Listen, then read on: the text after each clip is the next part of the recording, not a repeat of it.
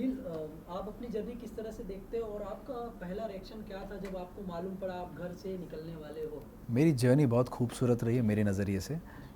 मैं बहुत खुश था जब मैं इस घर में एंटर हुआ। बहुत सारी चीज़ें सीखने मिली, जैसे कि रिश्ते क्या होते हैं, रिश्ते की बुनियाद क्या होती है, उसके इम्पोर्टेंस क्या होते हैं, किस किस तरह से एक इंसान को परखा जाता है, ये सब चीज़ें सीखी तो काफ़ी कुछ सीखने मिला। इमोशनल जर्नी थी, बहुत खुशनुमा जर्नी थी। एंड फाइनली जब मैं मेरा नाम लिया गया तो एक एक्सेप्टेंस था, क्योंकि एक फॉर्मेट है। किसी ना किसी दिन कभी ना कभी किसी को जाना ही है। तो उस वक्त मेरा नाम लिखा था, तो एक्सेप्टेंस था। इट वाज नॉट कि हाँ मैं चला गया, ऐसा नहीं था कुछ भी। सो एक इमोशनल होना ज़रूरी नहीं है कि मैं रोऊं, इमोशनल होना खुश भी हो सकता है। तो बहुत ज़्यादा खुशी थी, बहुत ज़्यादा ग्रेटफुलनेस था मेरे अंदर। एंड मैं बिग बॉस का तहे दिल से शुक्रिया अदा करना चाहूँगा कि उन्होंने मुझे मौका दिया इस शो में आने का। जी। नील, जब ऐश्वर्या घर में थी तो कहीं ना कहीं आपका लोगों को ऐसा लगता था आपका गेम कमज़ोर पड़ रहा है, लेकिन जब ऐश्वर्या बाहर आ गई, आपका मन नहीं लगता था, हम आपको टीवी में ज़्यादा देख नहीं पाए उस समय। ओके। तो इसके पीछे का क्या वजह हो सकता है? पहली बात तो एडिटिंग मेरे हाथ में नहीं है जी। कि क्या दिखा क्या नहीं दिखा। दूसरी बात, मुझे पता है मैं वहाँ क्या कर रहा था। तो I genuinely don't know what has been shown, what has not been shown. And अगर आप कह रहे हैं कमज़ोर लगी तो ये आपका पॉइंट ऑफ व्यू हो सकता है, जिससे ज़रूरी नहीं है कि मैं वाकिफ़ रखूं या सलमान सर वाकिफ़ रखें, क्योंकि उन्होंने और बिग बॉस ने तो मेरे एफ़र्ट्स और मेरे गेम को सराहा है और एक्नॉलेजमेंट दी है। सो मैं उनका फॉरएवर ग्रेटफुल रहूँगा कि उन्होंने मुझे acknowledgement the. And second of all, हाँ बस आई थिंक मेरा जवाब इतना ही है, देने की ज़रूरत नहीं है। विक्की जिस तरह से अंकिता को ट्रीट करते थे, उन्होंने तो अंकिता के ऊपर हाथ भी उठा दिया। हाथ उनके बारे उठाया, में मारा नहीं है, उठाया है, तो क्लैरिटी उसमें रखते हैं। जी, एंड आप कि क्या कहना चाहेंगे उनके बारे में? सरासर गलत हरकत है ये।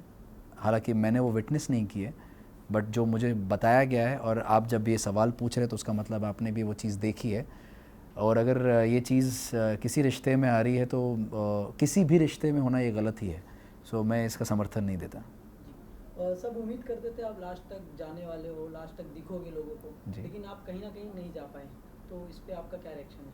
ऑफ कोर्स मैं अपना दुख जाहिर करना चाहूँगा कि मुझे वो मौका नहीं मिला, और शो का फॉर्मेट आड़े आ गया जहाँ डबल एविक्शन हो गया। अगर वो नहीं होता तो कहीं ना कहीं मैं आगे बढ़ सकता था। जो मेरा इस हफ्ते का प्लान था, जो मैं कई बार जाहिर कर चुका हूँ अलग अलग इंटरव्यूज़ में, मैं वो खुलासा करना चाह रहा था इस संडे के नॉमिनेशंस में। संडे या मंडे, सॉरी, मंडे के नॉमिनेशंस में I wanted to bring out in the open what the reality of Vicky and Ankita क्या कर क्या रहे हैं, अब इनका नया क्या चल रहा है, इनका नई चुगली क्या चल रही है इनकी। So I think that's what my plan was. और जो जिस तरह से ईशा और अंकिता के रिश्ते में जो तनाव थी, वो तनाव भी मैं आगे लाना चाह रहा था। और किस तरह से अंकिता उसको छिपा के अपना जो पुराना तरीका था, अपना रिश्ता था, वो क्या रीज़न था, जो बोलते हैं ना, एक तरह एक सेइंग है इंग्लिश में, you scratch my back and I scratch yours. तो वो जो चीज़ जो उनके बीच में चल रही थी वो भी मैं सामने लाना चाह रहा था। और जैसे कि आपने देखा कि पिछले कुछ हफ्तों में मल्टीपल नॉमिनेशंस करने के मौके मिल रहे थे, तो आई थिंक वो भी मैं उसका फ़ायदा उठा के चारों को नॉमिनेट करना चाह रहा था। जी। आपके निकलने के पीछे किसका हाथ हो सकता है, और कहीं ना कहीं आपको ये लगता है कि आपकी जगह किसी और को, किसको निकलना चाहिए था? बिल्कुल, पहली बात तो ये सब जानते हैं कि मेरे नॉमिनेट होने के पीछे तो विकी का ही हाथ है। और मेरे हिसाब से और भी बहुत सारे अनडिज़र्विंग लोग हैं जो अभी भी घर में टिके हुए हैं। जो सबसे पहला विकी है, जो मुझे लगता है डिज़र्विंग बिल्कुल भी नहीं है शो में रहने का। एंड उसके साथ साथ समर्थ, उन दोनों को पहले निकलना चाहिए। उसके बाद Isha, Ankita, they should be out of the house first. Munawar के बारे में क्या कहना चाहेंगे? मुनावर का गेम आपको कैसा लग रहा है? मुनव्वर का गेम, ऑनेस्टली मैंने ये ज़ाहिर किया है पहले भी कि कहीं ना कहीं वो जो बोलते थे दूसरों को कि आप एक स्लो स्टार्टर रहे हैं, आपका गेम वीक दिखता है, मुझे आपका गेम दिखा ही नहीं है। तो ये चीज़ का काउंटर मैंने सोचना शुरू किया कि गेम होता क्या है। तो मुझे जहाँ तक समझ में आया कि इस घर में बिग बॉस ने हमेशा रिश्तों को अहमियत दी है, तो मुझे लगता है रिश्ते ही गेम हैं। तो आपके रिश्ते जब तक ऑथेंटिक, रियल और ऑर्गेनिक रहेंगे, ऑटोमेटिकली आपके नंबर्स बढ़ते जाएंगे, आपके लोगों के नंबर्स बढ़ते जाएंगे। तो कहीं ना कहीं आपके लोग जब रहेंगे तो आपकी सेफ्टी बनी रहेगी, क्योंकि लोग आपके पास है, क्योंकि आप पर भरोसा रखते हैं।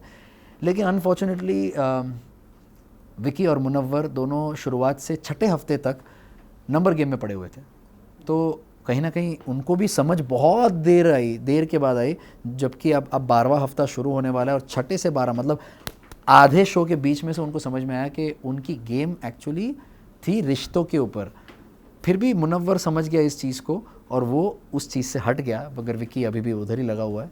एंड तो आई वुड से मुनव्वर की गेम एक स्लो स्टार्टर गेम थी एंड समझ थोड़ी देर से आई about the game of the show.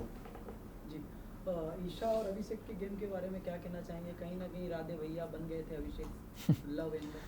क्या है कि अभिषेक बहुत ही इमोशनल इंसान है और उसका हर चीज़ ना, एक वो खुद ही बोलता है कि मैं हर चीज़ में ओवर हूँ। अगर प्यार करता हूँ तो ओवर करता हूँ, गुस्सा करता हूँ तो ओवर करता हूँ, अगर मैं रोता हूँ तो ओवर होता है वो। तो उसने हमेशा ये चीज़ मेंटेन की और हम सब ने ये चीज़ देखी भी है। अनफॉर्चुनेटली उसके इस साइड का फ़ायदा उठाया गया है, जो ईशा और समर्थ ने किया है, बार बार लगातार उसको पोक किया है ताकि वो उसका साइड निकले। मैंने हर बार कोशिश की है, रिंकू जी ने हर बार कोशिश की है कि वो चीज़ ना निकले, वो साइड उसका ना निकले। तो अनफॉर्चुनेटली ऐसे लोग हैं जो किसी के मेंटल हेल्थ का, किसी के इमोशन का, किसी के जज्बात के साथ खेलना उनको पसंद है। आप टॉप 3 में किसे देखते हैं और सलमान सर के बारे में क्या कहना चाहेंगे आप? मैं किसी को भी टॉप 3 में अभी फ़िलहाल नहीं देख सकता, बिकॉज बहुत जल्दी है, क्योंकि शो का फॉर्मेट ऐसा है कि कभी भी कुछ भी हो सकता है। और पता चले मैं यहाँ पर 3 नाम लूँ और डबल एविक्शन में 2 नाम निकल लिए तो फ़ायदा नहीं है टॉप 3 का नाम लेने का, अभी फ़िलहाल फ़ायदा नहीं है। जब और थोड़ा और नज़दीक आएगा, लास्ट के 1-2 हफ्ते रहेंगे, तब मैं आपको बता पाऊँगा कि टॉप 3 में कौन जा सकते हैं। और सलमान सर के बारे में इतना कहूँगा कि उनके लिए बहुत रिस्पेक्ट है, उनके लिए बहुत प्यार है।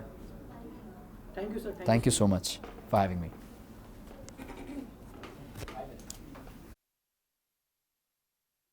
जी ठीक है, बोलिए।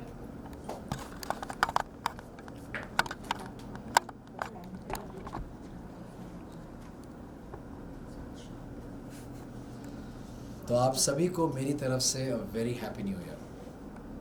Thank you sir. Thank you so much.